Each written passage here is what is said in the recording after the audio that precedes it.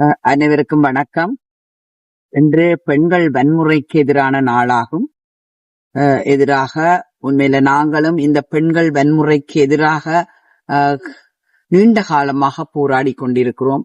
ஆனால் பெண்களுக்கான வன்முறை மட்டும் எங்கள் போராட்டங்களை விட பல மடங்கு வளர்ந்து கொண்டே இருக்கிறது. பெண்களின் வன்முறை என்பது பல வடிவங்களில் நிகழ்த்தப்பட்டு கொண்டே இருக்கிறது.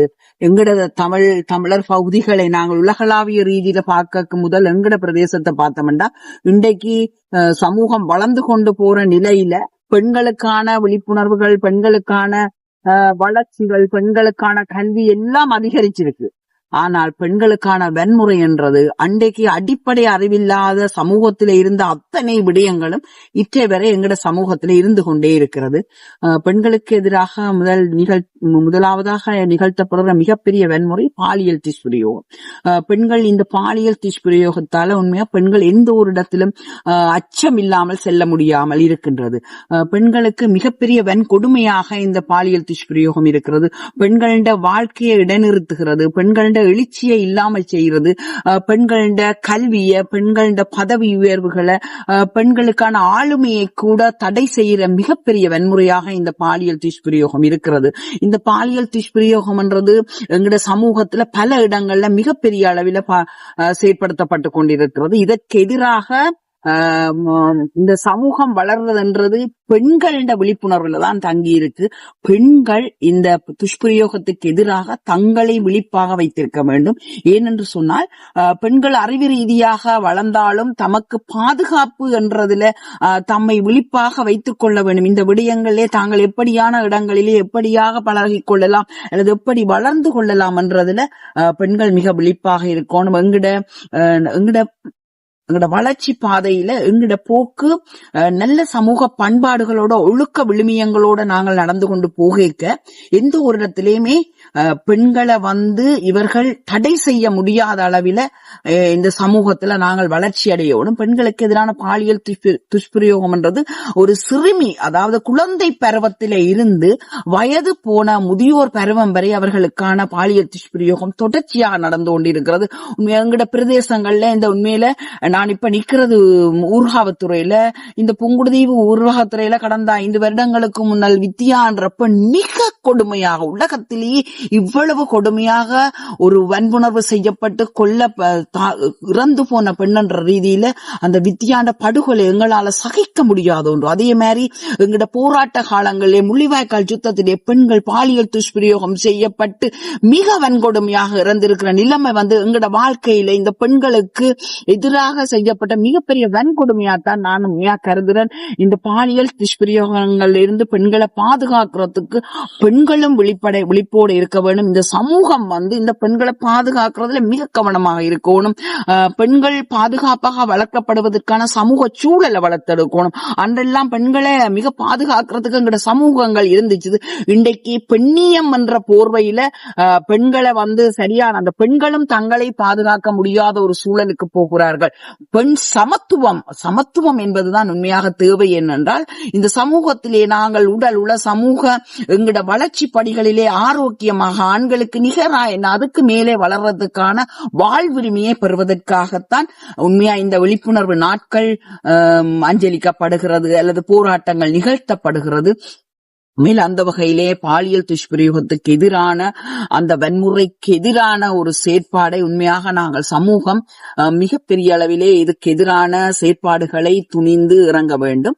அதே போன்று பெண்களுக்கு பாலியல் துஷ்பிரயோகம் மட்டும்தான் வன்கொடுமை என்று சொல்றதுக்கு அப்பால பெண்களுக்கு நாள்தோறுமே அவர்கள் இந்த வளர்ச்சி படிகளிலே அவர்களை தடை செய்வதற்காக, அவர்கள் பயணங்களை இல்லாமல் செய்வதற்காக, அவர்களுடைய இலக்குகளை அடைய முடியாத அளவுக்கு வன்கொடுமைகள் நடந்து கொண்டிருக்கிறது. ஒரு பெண்ணின் வளர்ச்சியை விரும்பாத அந்த சமூகம் அல்லது அந்த சூழல் அல்லது அந்த நிறுவனம் அல்லது அந்த ஒரு அவர்கள் சமூகத்துல செயற்படுற நிலைமைகளில பெண்ணை அவதூறு செய்வதிலே அவளுடைய ஒழுக்கத்தை பற்றி முதல் கை வைப்பார்கள். உண்மையில பெண்ணை அவளுடைய வளர்ச்சி படிகளை இல்லாம செய்வதற்கு இந்த சமூகம் எடுக்கிற அந்த ஒழுக்கத்துக்கு எதிரான வார்த்தைகள், கொடுமையான கதைகள். இன்றைக்கு உங்களுக்கு பாத்தீங்கன்னா தெரியும், பெண்களுக்கு எதிராக இந்த சமூக வலைத்தளங்களில போடப்படுற செய்திகளை பார்க்க அவளுக்கு எதிராக விதிக்கப்பட்டிருக்கிற வலைகளில இந்த சமூக வலைத்தளமும் மிகப்பெரிய பங்கெடுத்து கொண்டிருக்கிறது. உண்மையிலேயே அந்த சமூக வலைத்தளங்களிலே பெண்களை பற்றி அவதூறு செய்வர்களுக்கு எதிரான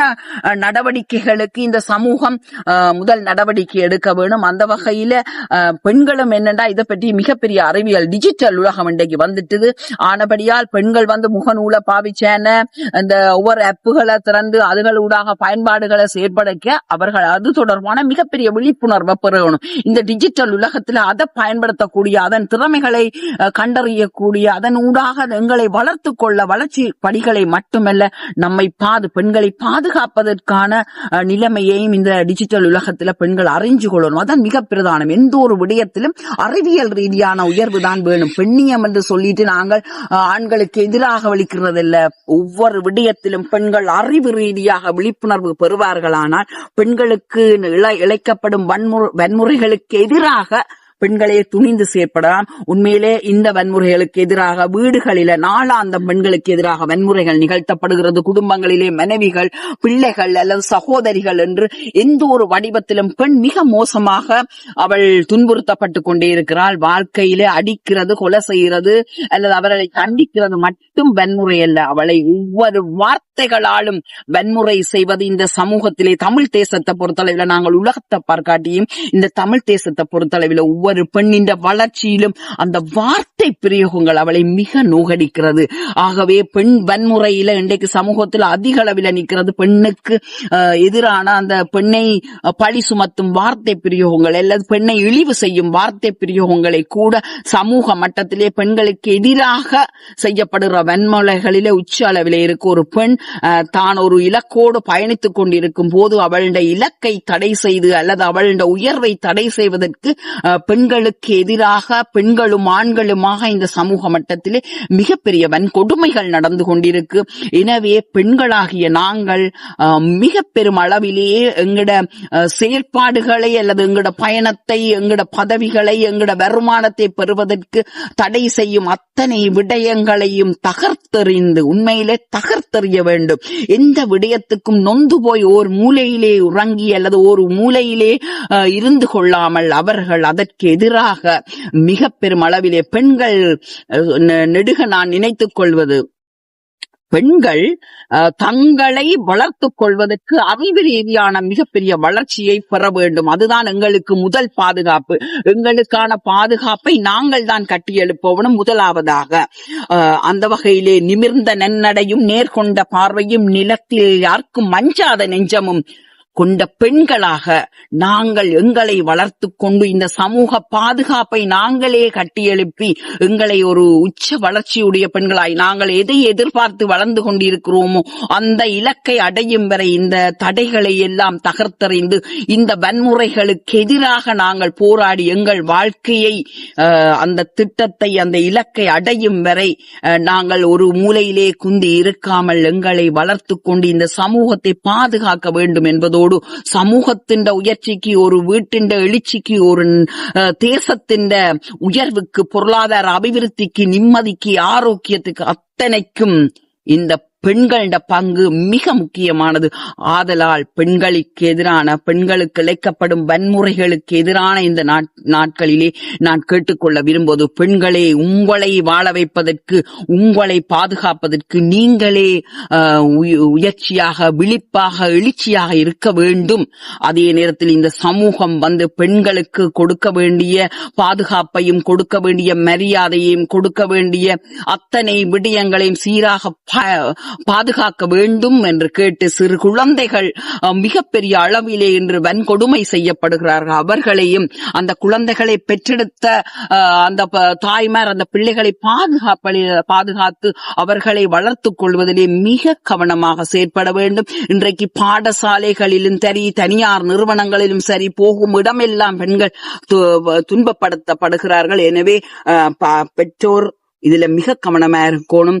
பெண்கள் நாங்கள் வளர்ந்து விட்டோம் என்பதற்காக எங்களோட பண்பாடு, கலை, கலாச்சாரத்தை எல்லாத்தையும் தூக்கி எறியும் போது நாங்கள் நிற்கதியாகிற ஒரு நிலைமை உருவாகிறது. எனவே எல்லாத்தையும் தகர்த்தெறிவதுதான் பெண்ணியம் என்று நினைக்க வேண்டாம். எந்த அளவு தூரம் நாங்கள் ஆரோக்கியமாக எங்கள் பண்பாட்டு, கலை, கலாச்சார விழுமியங்களோடு எங்கள் பிள்ளைகளை வளர்த்தெடுக்கிறோமோ அந்த அளவுக்கு பெண் உயர்ச்சி அடைவதோடு எங்கள் பெண் பிள்ளைகள் பாதுகாக்கப்படும் சமூகமாகவும், ஆண் பிள்ளைகளை வளர்க்கும் போதும் இந்த பெண்களுக்கு எதிரான வன்முறைகளை நிகழ்த்தாத வரை இந்த ஆண் பிள்ளைகளை ஒவ்வொரு தாயும் வளர்த்து கொள்ள வேண்டும் என்றுதான் மிக இந்த பெண்கள் வன்முறைக்கு எதிரான நாளிலே கேட்டுக்கொள்கிறது. ஒவ்வொரு ஆண் வீடுகளிலே ஒவ்வொரு ஆண்களும் இதை பூரணமாக விளங்கிக் கொள்ளும் வகையில் பெண்ணும் ஒரு உயிரினம், பெண்ணும் ஒரு ஜீவன், அவளுக்கும் எத்தனையோ ஆசைகள், இலக்குகள் இருக்கு என்பதை அந்த சிறிய வயதிலிருந்தே பெற்றோர் இதை வளர்த்து கொள்ள வேண்டும் என்று இந்த நாளிலே கேட்டு, பெண்களுக்கு எந்த நிமிடமும் மகிழ்ச்சியோடு இருப்பதற்கான